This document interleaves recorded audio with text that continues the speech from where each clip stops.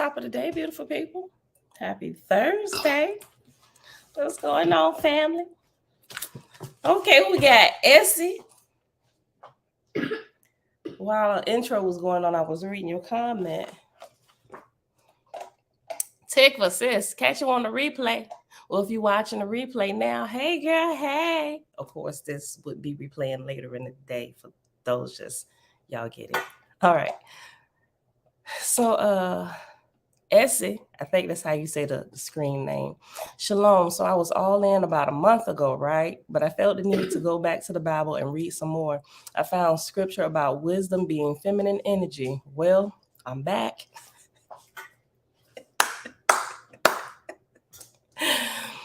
Men have an issue with the feminine being equal to the masculine. This entire plane is out of balance. I have some catching up to do with the study here. I'm going to just give another hand clap for being on the road to awakening. We here, right? You all trying to figure it out. That's great. That's great.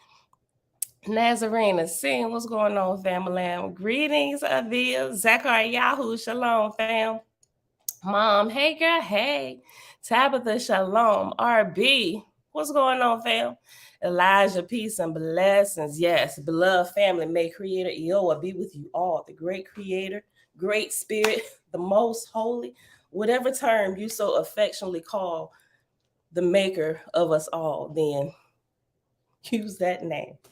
But thanks for hanging out today, y'all. It is Thursday. Hold on, I gotta cut on AC. It's already hot for some reason for me.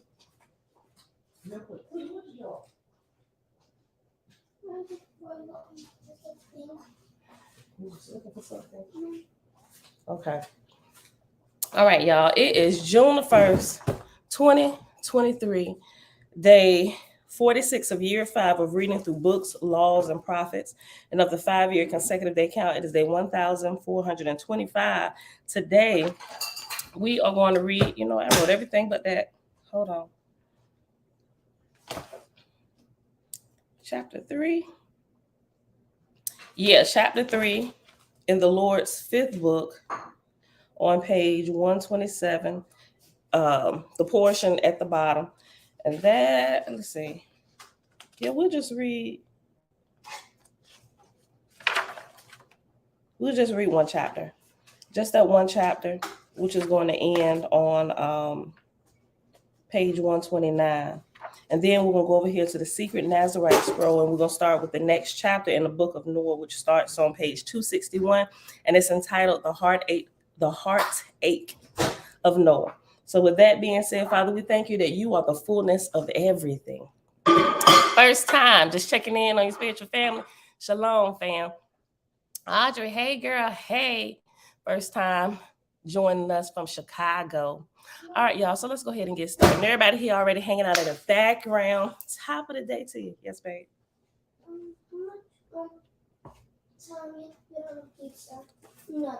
Hold on, let me see. 1 second, y'all.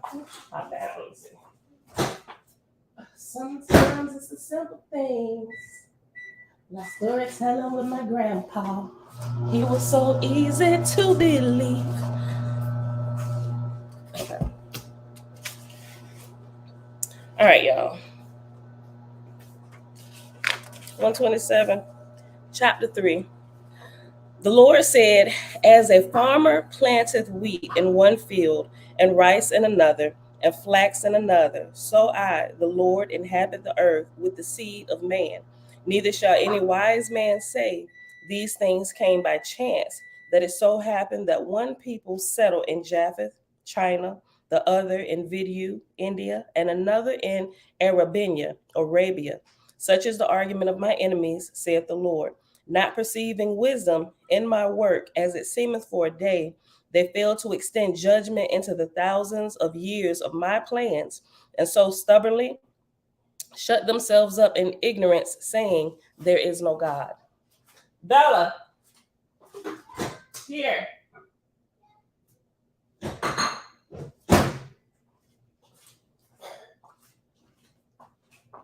Verse 2. For I foresaw the breadth of the earth, and that it should be subdued for the glory of man. And in the earthly days I divided my armies with wisdom. To Ham I allotted the foundation of the migratory tribes of the earth, and of the tribes of Ham, behold, I selected many colors of men. Wherefore I foreordained the name Ham to stand as a living testimony to the end of the world. For I foresaw that the time would come when the nations will look back for histories of my peoples, and I erected certain words and signs which should be a testimony in the latter times of the earth. Verse 4. Just me, shalom, shalom. Of all colors, black, white, yellow, copper, red, and brown, were the tribes of Ham. Nevertheless, they were Ehims, faithists, having flat nails and short arms, and of such as desired to acquire knowledge. And I brought them to a country of sand fields and of fields of rich pastures interspersed, where lived but few natives, the dark people with short hair. Neither omitted I even the hair of the head of man without providing testimony of my word. Of the Ehims, I provided testimony in all the divisions of the earth, with long hair belonging to the tribes that worship Jehovah, that man of the Cosmon era might perceive that the land whence they sprang is not above the water. Let me read that again. Hold on. Of the Ehims, I provided testimony in all the divisions of the earth, with long hair belonging to the tribes that worship Jehovah, that man of the Cosmon era might perceive that the land whence they sprang is not above the water. Behold, the multiple Yeha language of the tribes of Shem, side by side with the tribes of Japheth, raised I them. And behold, the latter use the derivation of the Panic language of this day. And after panic language of is number 1, and reference number 1 at the bottom of the page says panic language to this day. Next page, verse 7. For I gave unto the tribes of these 2 different lands my 10 commandments and 10 invocations, to be not written, but spoken and taught from mouth to ear, to be sacred in the language given, wherein man shall perceive that the same stories of the egg and of the origin of the evil world could not have been communicated by mortals. So remember this right here, when this started with chapter 1, this is letting us know that this is of Hindu scriptures. And we can tell there's like a little bit different take on what we read in Genesis and going through the Holy Bible right there. Their creation story and the flood story is just a little bit different, but we can still see the same thread of everything going through there. Dawn, hey sis. Okay. Let me go back to verse 7. For I gave unto the tribes of these 2 different lands. Wait, Tootie, you gotta wait till I'm done, then I get it to you. For I gave unto the tribes of these 2 different lands my 10 commandments and 10 invocations, to be not written, but spoken and taught from mouth to ear, to be sacred in the language given. If you can measure it right, go ahead, shake it up real good. Wherein man shall perceive that the same stories of the egg and of the origin of evil in the world could not have been communicated by mortals.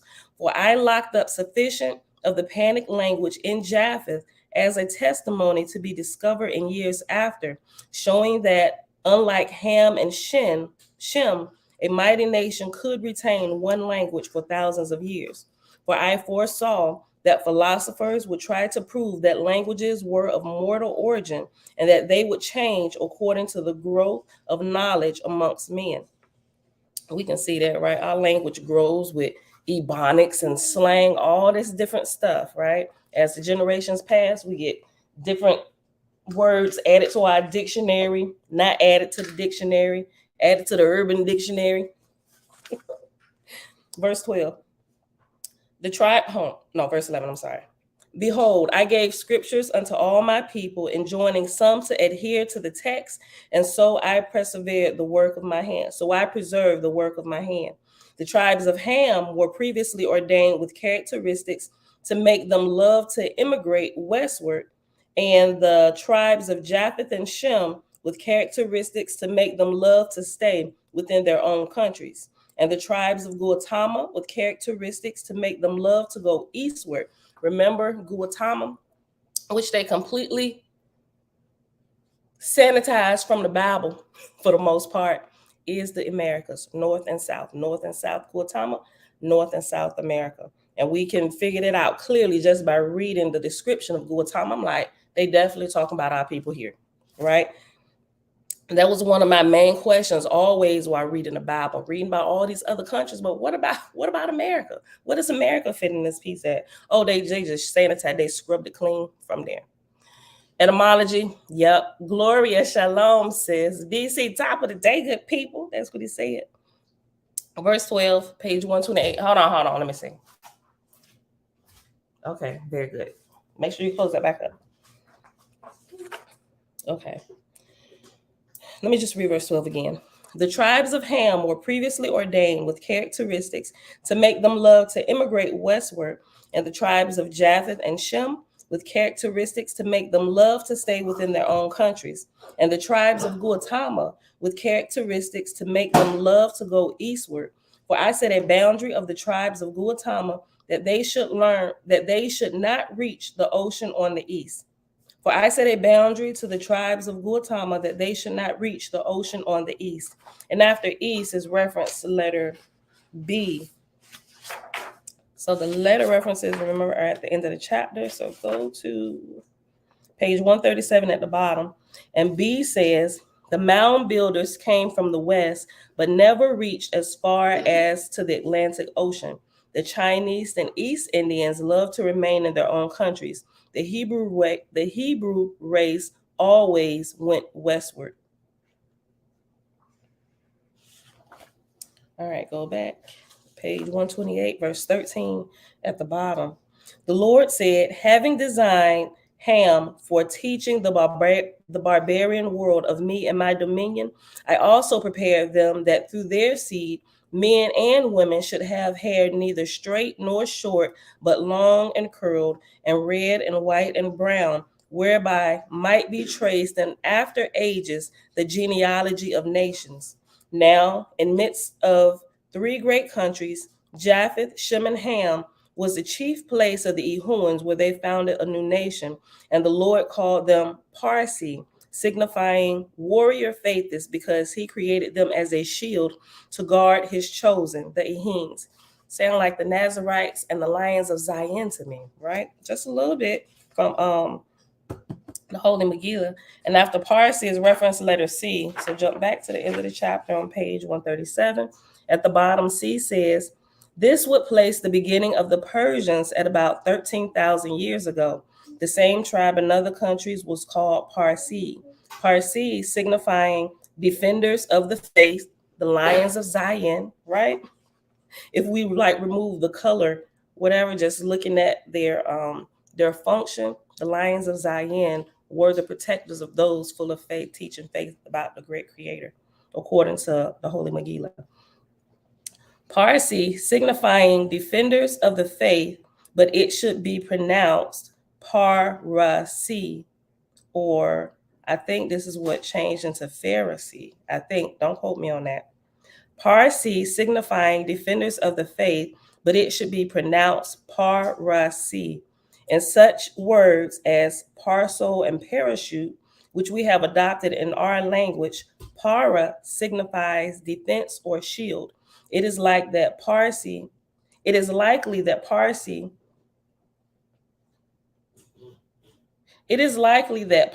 were so much under the influence of the Ehuans, the sacred people, that they only went to war in defense. 1882 edition.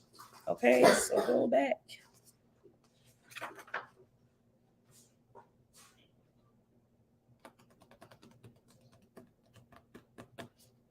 Verse 14. Eternal learner. It's amazing, isn't it? Now, in the midst of three great countries, Japheth, Shem, and Ham was the chief place of the Ehuans, where they founded a new nation, and the Lord called them Parsi, signifying warrior faithist, because he created them as a shield to guard his chosen, the Ehuans. The difference betwixt the Ehuans and the Parsi was that the Ehuans lived near and about the Ehuans, but the Parsians lived in a nation by themselves. Nevertheless, they were all of the same blood and kin, being half-breeds between the Ehings and the native Droops, and they were large and mostly of the color of new copper. And because they were favored of the Lord gave them separate laws and commanded them not to mix with the Droops, the which commandment they kept for more than 1,000 years. But in course of time, the Parisians were tempted by the Droops and fell from their high estate and became cannibals. Sheesh. And the Lord sent the Gonds, to whom he delivered his oral scriptures, to travel in search of his people. And lo and behold, 10 tribes of the Lord's people were lost in the wilderness. And this was the country of the Parisians. And that land was filled with wild goats. Hence came the name Land of Goats. Sound like the 10 lost tribes of Israel. Verse 20, and the lost tribes, not being flesh eaters, were at a loss for food, and they said, come, let us live on goat's milk. And they so lived for a long season, taming the goats and keeping herds of them. And they roved about, driving their herds with them, for which reason they took the name of shepherd kings. That is clearly talking about Israel. And the Lord looked on them with favor, saying, these that call themselves shepherd kings shall have this country. Behold, out of the seed of these people will I do mighty wonders. And the Lord said, what man can discover? I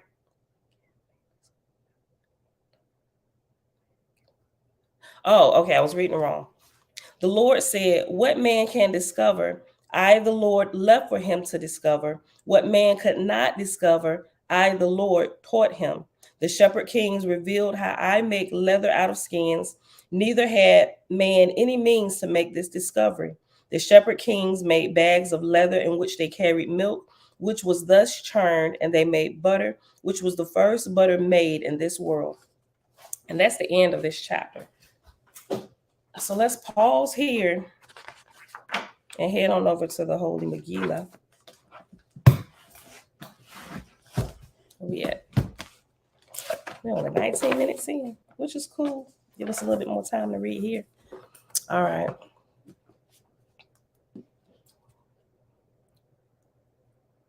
Okay. All right. So page 261, chapter 4, Heartache of Noah. Noah, when he received the word of the death of Isaiah, was 28 years of age. He was married and had 2 children, a boy and a girl. His wife was named Simcha, after the ancient Nazarene matriarch of joy. For behold, like Simcha of old, she was ever joyful, even in hard times. She was Noah's second wife, for his first marriage had ended in the blessed parting after 1 year. And after blessed parting is reference number 1. And number 1 here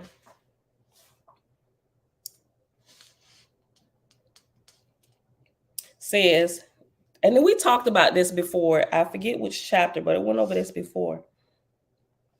Divorce among the Nazarenes was called blessed parting and was without stigma and often joyful. It was taught that we often come together in a marriage to learn certain lessons from one another, then part company so that we may learn other lessons from other partners. The lifespan is long, and one partner may grow at a different pace than the other, and goals and interests may part. Some will choose to stay with one partner for the entire lifespan, letting the working out of the differences be the life lesson. That's kind of the route me and my husband took, right? We're going to choose to learn our lessons together because we seem to be better together than we are apart. But it don't work like that for all people sometimes, right? And I'm not advocating divorce. I'm just saying everybody got different situations and different dynamics about their life and their relationships. It's incumbent of you to figure out which is best for you and your dynamic.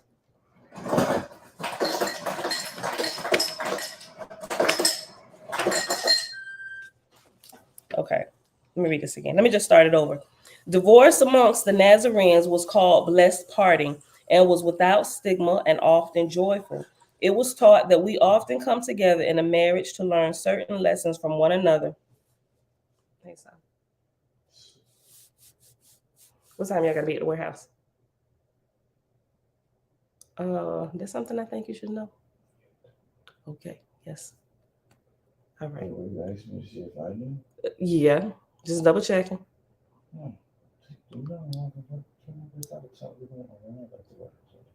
Okay, son. Let me go so I can finish reading this. I'm on the time limit. Come on.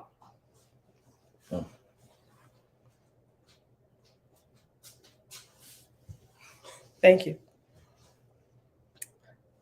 The lifespan is long, and one partner may grow at a different pace than the other, and goals and interests may part. Some will choose to stay with one partner for the entire lifespan, letting the working out of the differences be the life lesson. Others will choose to experience the lessons of various partners over the lifespan and do so without stigma via blessed parting. The ritual of blessed parting is described in detail in the Nazarene book of Genesis, right? That's where it was at. Hold on, let me see. I can tell y'all exactly what I said if y'all missed that, if y'all were interested. First resort, neither should you boast. I forget exactly where. If somebody know real quick while I'm checking, like pinpoint, drop it in there. You said it was a Kodak moment. Thank you. Yes, Sudi. You know what? Hold on. Let me check the back real quick. Blessed parting. This is, I forgot. This doesn't have an index where I can locate some stuff real quick. Yeah. Let me look one more time. No, Sudi. I finished schoolwork. If you serve me, be a good example for her. Ebonite manuscript. Abdiel. I want to say, hold on. Nope. I may have to come back. And look it up.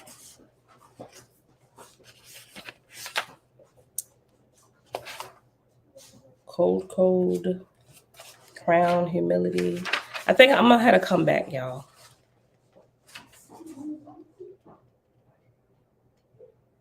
Yeah, I'm gonna just come back. I'm gonna look for it. I'll let y'all know. I'll post it when I find it. Okay. All right, so that's the end of that. That's the end of that footnote. So let's go back up. Verse 5. She was Noah's second wife, for his first marriage had ended in blessed parting after 1 year.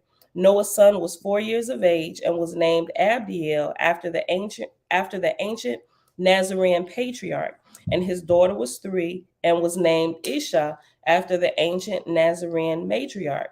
Also, Nimcah, Noah's mother, lived in the home of Noah, and the love of Noah for his family was beyond measure. Lo, Noah was greatly saddened upon the news of his grandfather's death. For behold, Isaiah had been like a father to him. But Simcah, wife of Noah, comforted him. She said, Holy Isaiah has ascended unto El-Cush. Yea, it was his time. Even so, Noah grieved. It may be near the same-sex marriage portion. It might be. I'm going to have to look it up. Thanks, Jamil. It's mentioned twice. Okay. Kings and Queens Coaching Group. Shalom, shalom. All right, y'all. Page 262. At the top, verse 15. Even so, Noah grieved. On account of the small number of surviving Nazarenes, even Noah, the Yair, worked as a farmer to support his family. Remember, Yair is high priest. And the Nazarene Mother Temple was but a room in his home where a dozen members or so gathered each week. For to gather in greater numbers would attract the attention of the Canaanite soldiers. Or it says actually the Canaanites. I keep saying Canaanite, but it's actually Canaanites. Cainite, Cainite, which is still Canaanite, but it says Cainite here. Okay. For to gather in greater numbers would attract the attention of the Canaanite soldiers. And in other regions of this land and other lands, small numbers of Nazarenes still survive and gather each week in houses for congregational worship. Their total number was perhaps a few hundred, but no more than a dozen or so in any town. And for most, their main contact with the Mother Temple was a monthly epistle epistle, the epistles Apostle Paul, epistle. And for most, their main contact with the Mother Temple was a monthly epistle written by the Yair. Remember, Yair is high priest. Yea, that epistle was carried and delivered to the scattered congregations by the Nazarene Lions, the surviving remnant of Shevet Ariot. And after Shevet Ariot is referenced number 2. And down at the bottom, we just talked about them, the tribe of lions, right? The term Shevet Ariot means tribe of lions and refers to one of the 12 tribes of the Nazarene nation of Yisrael established by Abdiel. Shevet Ariot is the Nazarene army. Each Nazarene lion or soldier, that's what lion is, a soldier, is trained in Zion, a Nazarene form of martial art similar to Tai Chi or Aikido. The only weapons permitted the Nazarene soldier are his philosophy, body, and wooden staff. The staff must have no sharp ends or metal and may only be used to disarm others who carry lethal weapons. Nazarene lions of Zion are not permitted to kill. And back here in the Nazarene book of Genesis, I believe it's in the Nazarene book of Genesis, it goes over well,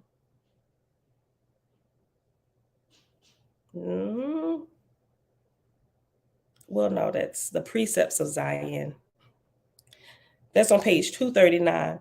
It gives you a little bit of detail, but there, when it was talking about the 12 tribes, there's a whole section.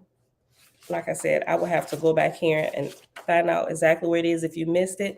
But it gives you all the detail about the tribe of lions, right? They were non-confrontational. They did protect themselves and they protected others, but they used this system of de-escalation first, i.e. using their philosophy, trying to talk it down or whatever. They would never lay hands on you first, but they would defend themselves. So if you went to launch at them or somebody that they were protecting, they would use your own body weight against you just to kind of push you off or whatever. But if it kept going levels, they would do what they needed to do to defend themselves, right? But at all times seeking first to stop the threat without harming you. But sometimes they got harmed because the attacker just kept leveling up, and so they had to level up, which is why they were masters in this martial art, right? So, but their philosophy was non-violence. So, should be murderer instead of. My thing about to reset. Please don't start my computer over. Hold on, cancel. Do this later. Should be murder instead of kill. You can possibly kill and self. Should be murder instead of kill. You can possibly kill in defense of self. Yeah, I agree with that. Yeah, murder is somebody who's intending on coming after you, killing. But kill, I agree with that. It's like it's in self-defense. So I mean, I agree with that. Everybody may not, but I do. In my thoughts, that's that's what I understand. Okay. So that was the end of that footnote. So go back up. Verse 22, we're on page 262. Yea, that epistle was carried and delivered to the scattered congregation by the Nazarene lions, the surviving remnant of Shevet Ariot. Shortly after the death of Isaiah, Noah went into the mountain to fast and pray. In his absence, his wife, Simcha, a Nazarene priestess, would lead the weekly service at the Mother Temple. But lo, while fasting and praying in the mountains, Noah had a feeling that something terrible had happened at home. And so he hiked back down the mountain and returned to his farm, but it was too late, for behold, Canaanites had attacked his home, which was the Mother Temple, while the weekly gathering was being held. All the Nazarenes present were slaughtered, including Noah's wife and children. Sheesh. All that remained of his family and friends was their charred bones. Noah was devastated. Lo, as Noah bent over the bones of his family, weeping tears of sorrow, more bad news arrived. the leader of the Lions of Zion, a prophet named Ezekiel, arrived and informed Noah that this had been a coordinated attack on nearly all of the scattered congregations. Yea, the entire Nazarene movement, already small in numbers, was now mostly extinct. For behold, the public preaching of Isaiah had alerted Lucifer to the continued existence of the Nazarenes. And over the 7-year period of Isaiah's public preaching, the Canaanites had managed to infiltrate the Nazarene network and discover the location of most of the weekly meeting places. I'm going to keep on reading. Before I add my comments. And now they had simultaneously attacked each of those meeting places, slaughtering most of the remaining Nazarenes. Noah was devastated. He knew from his spiritual training that his departed loved ones would ascend unto El Cush, but still he sank into a deep depression. He blamed himself for the death of his family and friends. Yea, he blamed himself for the demise of the entire Nazarene nation. For several days he mourned, unable to eat or sleep. Then he went to the camp of Ezekiel and said, I hereby resign the office of Yair.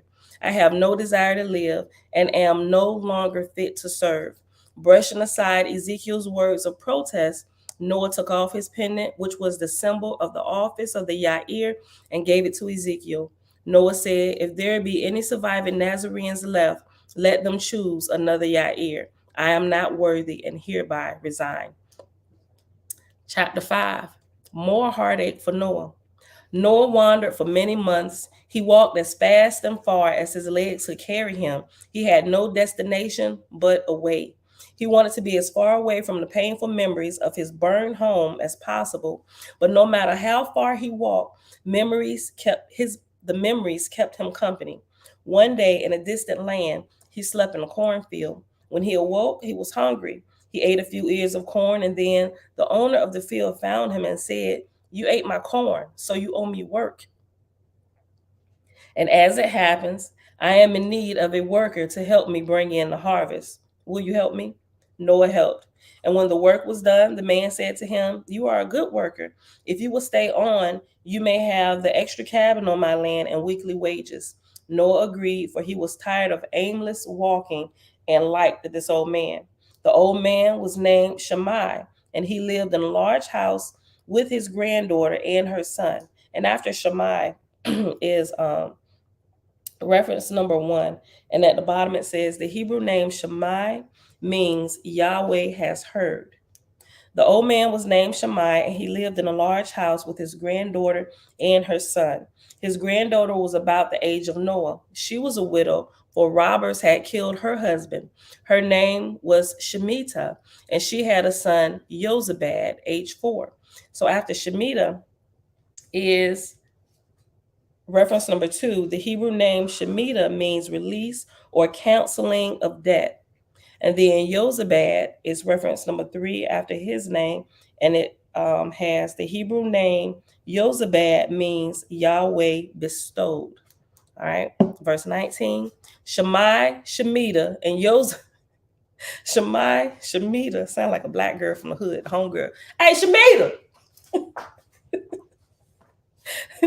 Shammai, Shemitah, and Jozabad lived in a big house, and next to them, as their hired worker, Noah lived in a small cabin. For many years, Noah lived with these people. He tried not to think of religion or his former life of a priest, for those memories were too painful. Instead, he desired just to be a normal man, to work hard and to forget. He remained vegetarian, but began to drink a lot of wine. For lo, the wine helped him forget. He never met any Nazarenes and supposed nearly all of them were dead.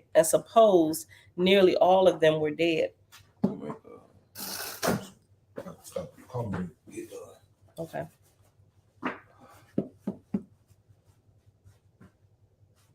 It's still raining, or it's just wet? Grass wet. Oh, you took trash out. Thanks. All right. Did everybody put their recycle bins out this week again? Yeah, I put it out again because they missed last time. Okay. I don't know what's going on with their schedule. Yeah, I think we can take out trash. No, you came in wiping off your shoes. I'm like, did you step in the puddle? But I forgot it was Thursday. Yeah. Yeah, thank you for taking out no trash. You thank me for paying the bills. You thank me for being a good man. I do. Do I not? All right, love you. Love you too, babe. Thank you for all you do.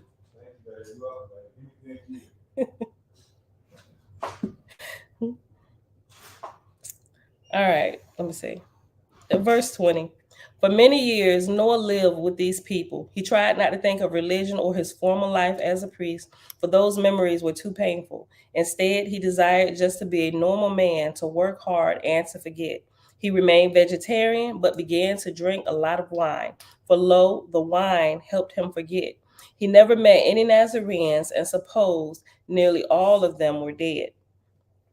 At first, he performed his private devotions, but never spoke of them to his new family. For lo, if they were to become Nazarene, it would mark them for death, as it had his first family.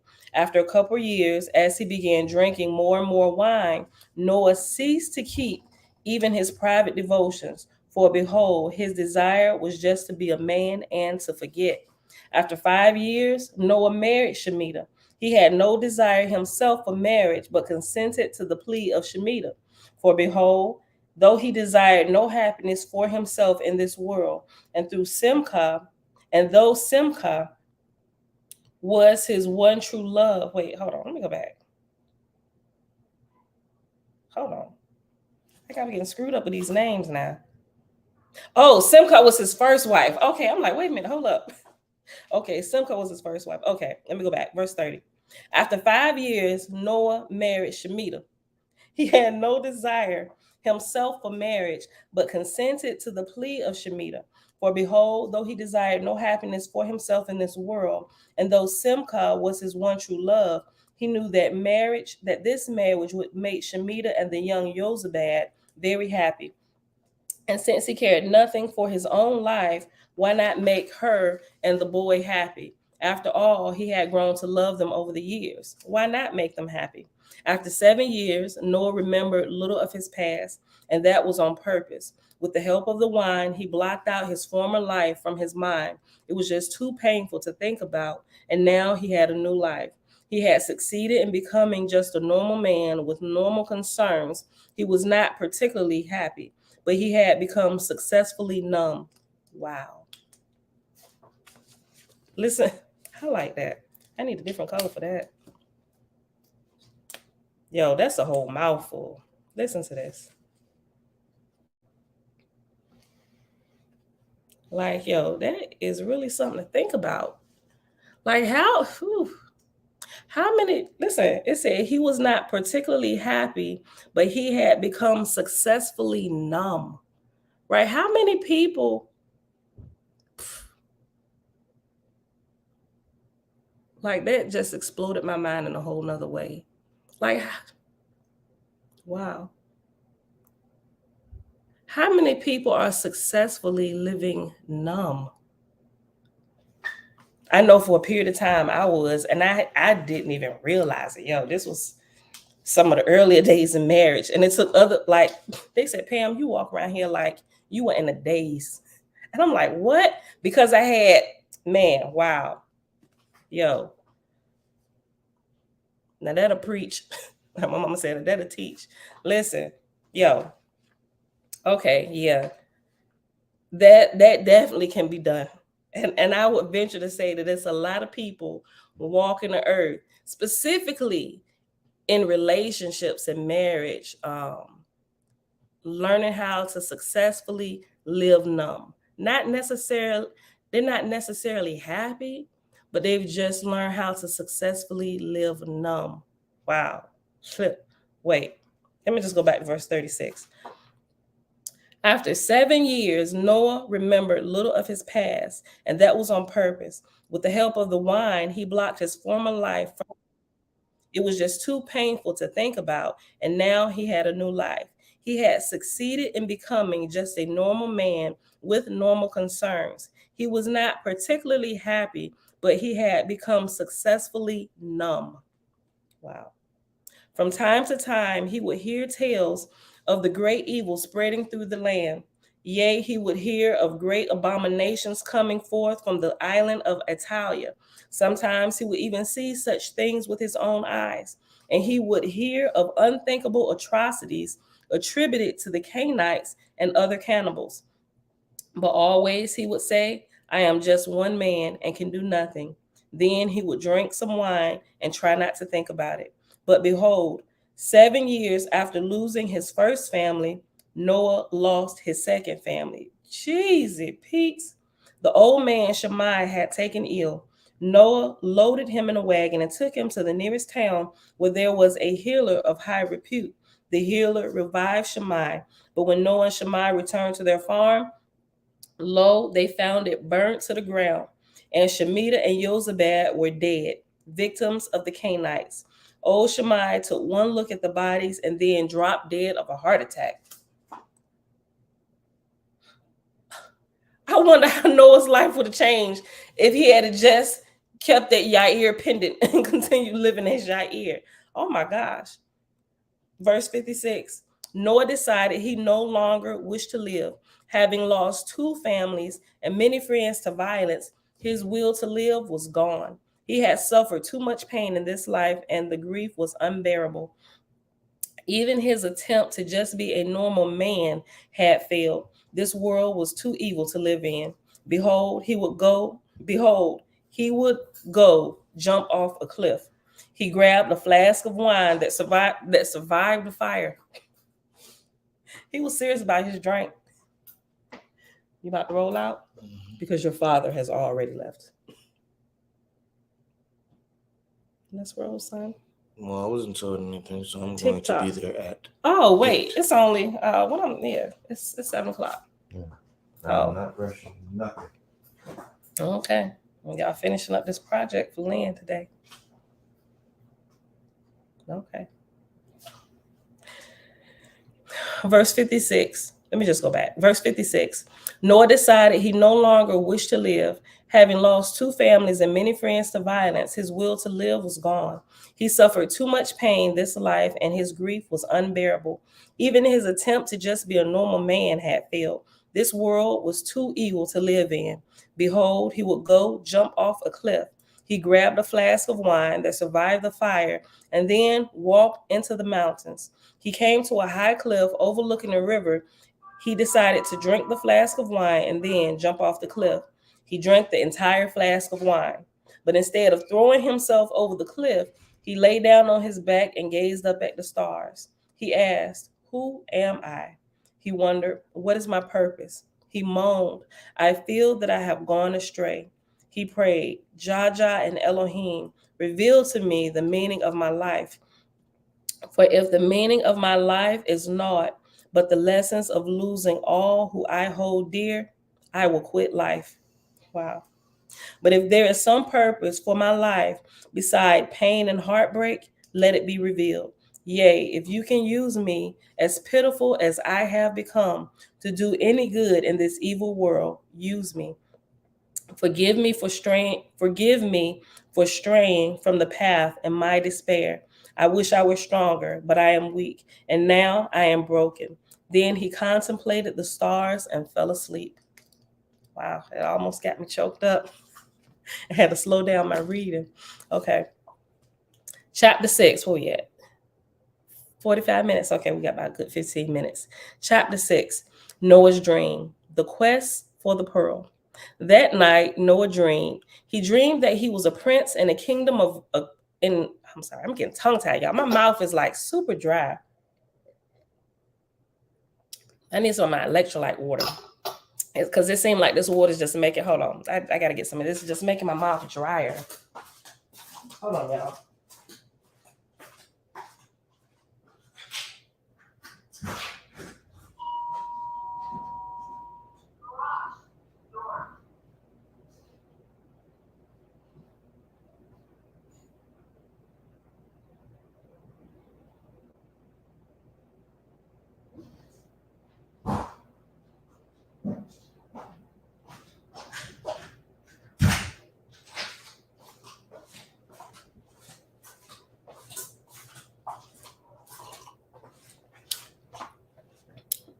Well, there's definitely a difference.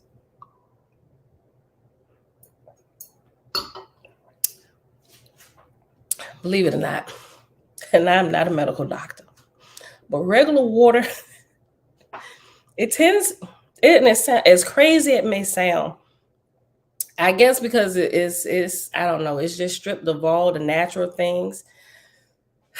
What we really should be consuming a lot of is H3O2, but even more so in these last few weeks, I realized how much, even though water can be refreshing, it's dehydrating at times. You know, it dries me out, and I gotta either get some coconut water, get some fruit juice, like juice some fruit, or get my electrolyte water, liquid IV, or some of y'all done tried the snake juice, but ain't nothing but electrolyte water. It's just a name that throw people off. But yeah, it's weird. It's weird. It's really weird. Um, yeah, waters for cleansing, stripping, drinking that snake juice and reading the Holy Megillah. Okay. All right, y'all. This one though, it's not the snake juice. I rotate between the different ones. They actually got some called liquid IV. It's the same exact thing, but the taste is different, right? If y'all can't stomach the snake juice, which is like a unsweetened Gatorade to me, this is like the same thing. It still tastes like a Gatorade, but it's a little bit sweeter than the snake juice. Even though there's not sugar in here, I don't know, whatever. But yeah, it works. But you can get those off Amazon too. Type in liquid IV. Okay, let's go back. Chapter 6, Noah's Dream. And we're on page 265. Noah's Dream, the quest for the pearl. That night, Noah dreamed. He dreamed that he was a prince in a kingdom of great beauty, prosperity, and peace. On the day that he was to become an adult and inherit a share of the kingdom, his father, the king, and his mother, the queen, called him to them. His mother said, "Beloved son, Isaac, what do you desire as a gift on this day that we celebrate your birth?" The prince replied, "I desire to have my peace restored. For behold, I have spent the morning gazing into the crystal lake. I saw in the lake a vision. Lo, I beheld at the bottom of the lake a world, and I perceived that this world was once a beautiful garden, but a spoiler came and scattered evil seed. He harmed the garden and deceived the children of the garden. Great pain spread through the garden, and the children cried for help. Truly, this vision has disturbed my peace. For lo, as I gaze into the lake, my peace left me, becoming a tear of compassion. And this tear rolled down my cheek and landed in the crystal lake. And then it became a white pearl. And the pearl of peace sank to the very bottom of the lake and entered the spoiled garden. And there a wicked serpent, the spoiler, prevented the children of the garden from receiving my pearl. Yea, the serpent stole it and used it not, but prevented others from using it. Wherefore I am no longer in peace, for I must go into this world and find my pearl. The king said, "My son, you were privileged to be born into great prosperity and privilege. For behold, you are the son of a king and queen. In truth, you could not have been born into such privilege had you not earned it in previous lifetimes. For none are born in this kingdom that have not earned it. Nevertheless, if you feel called to dive into the lake and swim to the bottom in search of the pearl of peace, you have our blessing. For lo, we ourselves planted that garden, and we were greatly saddened when the serpent attacked and spoiled the garden. And we ourselves have visited that kingdom and will again unto the day of the salvation of the garden. Wherefore, according to your will, your birthday gift shall be a holy mission. Go to the kingdom at the bottom of the lake, find your lost pearl, and return with it." And so the prince, taking off his royal robes, dived naked into the crystal lake. He swam downward until he reached the kingdom of the spoiled garden. When he arrived there, nobody could see him or talk to him, for he was naked and could not be seen. Wherefore he put on a robe like unto that worn by the people of this kingdom. When he donned that heavy robe, which was not light like the one he was used to, he felt tired and sleepy. Lo, the air of this kingdom made him feel drunk and dizzy, and the food made him very forgetful. Soon he had forgotten who he was and why he had come to this kingdom of the spoiled garden. When he spoke, the people understood him not. Lo, they knew from his accent that he was a foreigner, and they mocked him. Wherefore he learned to speak the language of these people that he might be understood. Then, as luck would have it, an old man who had also come to this world from the blessed kingdom above recognized the origin of the young man. Happened to find a kinsman in this spoiled garden. The old man tutored the boy. The boy learned much and was on the verge of remembering his origin when the serpent killed the old man. Oh, this is a story of Isaiah being told over again. I just got it. So this dream that he's having, he is literally having a dream about his life. He was young. He met Isaiah. Isaiah being an old man, teaching him about the Nazarene way of life. Oh, listen. Okay, I get it now. Oh, sorry for the spoiler if y'all hadn't figured it out yet. Okay. Verse 41, I go back to verse 41. When he spoke, the people understood him not. Lo, they knew from his accent that he was a foreigner, and they mocked him. Wherefore he learned to speak the language of these people that he might be understood. Then, as luck would have it, an old man who had also come to this world from the blessed kingdom above recognized the origin of the young man. Happy to find a kinsman in this spoiled garden, the old man tutored the boy. The boy learned much and was on the verge of remembering his origin when the serpent killed the old man. The young man was the best of the men in the spoiled garden. He knew more. He loved more. He helped more. But he was still a man of the spoiled garden. For though he knew about the higher worlds and taught about the higher worlds, he had not yet remembered, but he was close. Then tragedy struck. The wife and children of the young man were killed in a terrible fire set by the serpent. Rather than stay and fight the flames that threatened to engulf the entire world, the man sank into despair and fled. The young man was heartbroken and sank into deep depression. He forgot about remembering and lost himself in worldly pursuits. After some years, he remarried. Then again, tragedy struck, and again his family was killed in a fire. Again, rather than fight the flames that threatened to engulf the entire world, rather than bring water to the homes of those who would be next attacked. Again, rather than fight the flames that threatened to engulf the entire world, rather than bring water to the homes of those who would next be attacked, rather than comfort the arsonist and cast him in, rather than confront the arsonist and cast him into prison, he fled in despair. This time he ran to the edge of a very high cliff. He jumped off the cliff and fell toward the ground, seeking the death that he had hoped would release him from his deep sorrow. But before the man in Noah's dream hit the ground, Noah awoke from his dream. That was definitely his life. Intuitive Goat, Shalom, Dreadful Cosmon, Shalom. How the heck I thought I was on time, y'all. Oh, y'all, listen, we about to end, sis. Like that was my 5-minute alarm. Let me see. So I think right there, I'm going to pause, right? So, because if I start reading this next chapter, we're going to go way over time. We already at 55 minutes. So I think that was a good place to stop. Y'all just got to catch the replay. But that was good. That was good. How many of y'all realized before I said it that I know the ones that had already read ahead, but did y'all figure out this dream was about his life at any time while going through it? Once I got to once we was at the end of the dream, everything started clicking. So he was literally dreaming about his life. So let's pause right here. That was good. That was good. Okay. Page 261, 266.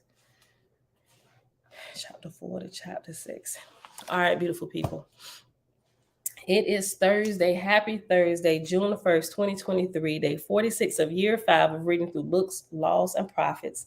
Another 5-year consecutive day count. It is day 1425. Today we read pages 127 to 129, which was, I think it was chapter 3. I put chapter, but I didn't actually put the chapter. I think it was chapter 3. The Lord's 5th book, pages 127 to 129. Let me just double check real quick. No, I'm sorry. The 4th chapter. No, what? Yeah, it was 3. Chapter 3. Chapter 3. Okay, so we read chapter 3 in the Lord's 5th book, pages 127 to 129. And then over here in the Nazarite scroll, we read in the book of Noah, chapters 4 through 6, beginning on page 261 and ending on page 266. And Father, we thank you that not only are you the fullness of everything, but we thank you that you are a powerful preserver of all those things that you create. All right, y'all. So with that being said, I love sticking with our new time. And on the weekends, that's when we can go in. We can take as long as we want. I mean, I cap it at 3 hours, but y'all get it.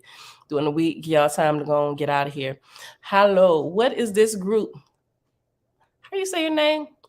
Woods, Makila. What's going on, fam? This group is a group, we're like a book club, right? But we are a book club in search of truth. So we read through a lot of different, what some people call religious manuscripts, searching, cutting out the error, finding the nuggets of truth, and applying it to our life. Audrey, okay, that's how you say it, Audrey. How you doing, Audrey? So yeah, that's pretty much in a nutshell without getting too long-winded. That's what we're doing. We're a group that's searching for truth, and we look for it in all places. We don't really discriminate against one religion or another, but we realize all religions have a lot of lies, have some truth, but we're just picking out nuggets of truth and applying it to our life in search of our great creator and our purpose here in life, so a lot of us started that going in churches or different religious groups, but most of us got fed up with the garbage, what they was peddling from the pulpit. So that's why we're here. So we kind of like a book club, and we come here in search of truth, chatting with one another, and just hang out and have a good time in the morning. All right, beautiful people. But thanks for dropping by.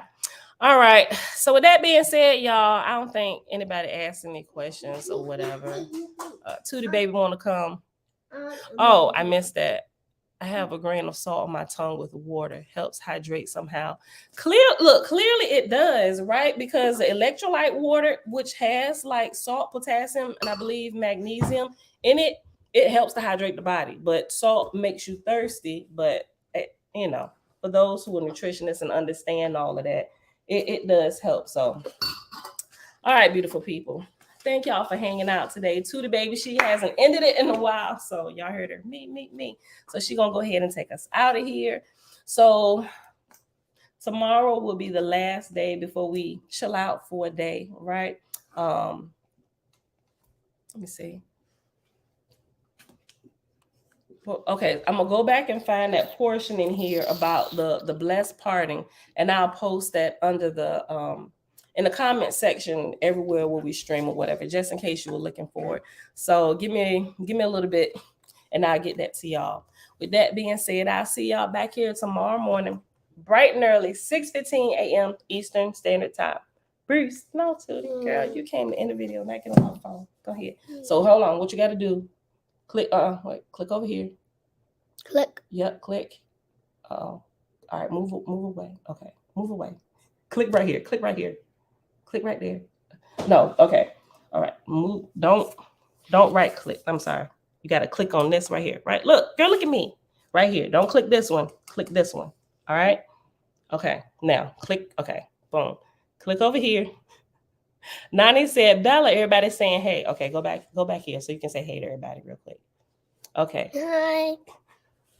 Intuitive Goat said Bella Beauty. Nani said Bella. All right, y'all. Tabitha said, hey, Princess Bella, long time. Okay, hit this brand right here. Hit outro. Boom. But I see through you.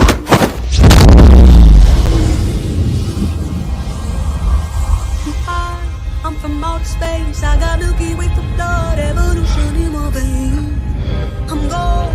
I've been far away. I'm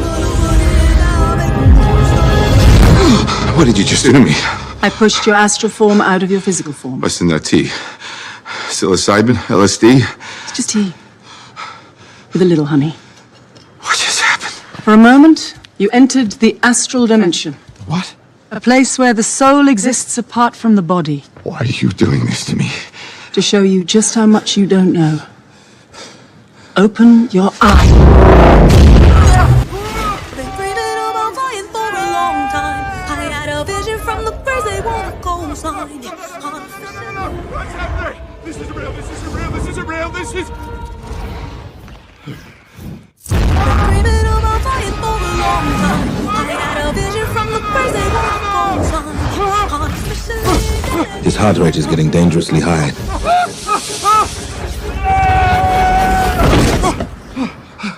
He looks all right to me.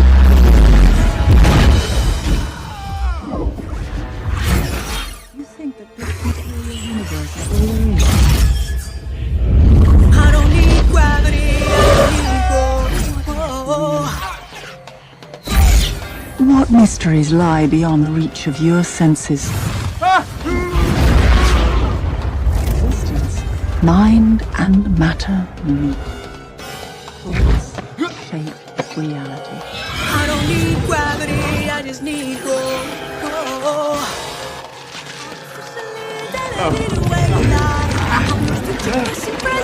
spotlight, I'm a mislead of this illusion. I am not really here, I'm an intrusion. I don't swim or sink, I just float. Some benevolent and life-giving, filled with malice and hunger.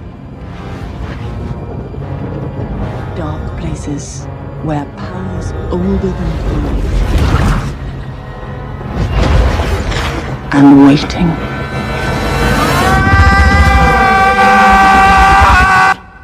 I don't swim or sink, I just float. Who are you in this vast multiverse? I don't need gravity, I just need growth.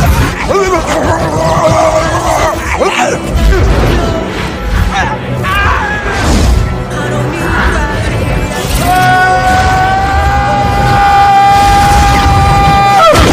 need gravity, I just need growth. Have you seen that before in a gift shop?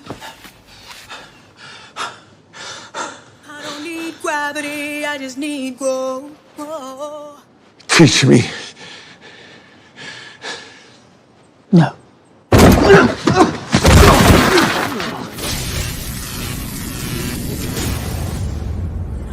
It's an earthquake rumble. I won't ever ever fall, never stumble. And I don't need to be humble. Break down walls like Jericho crumble.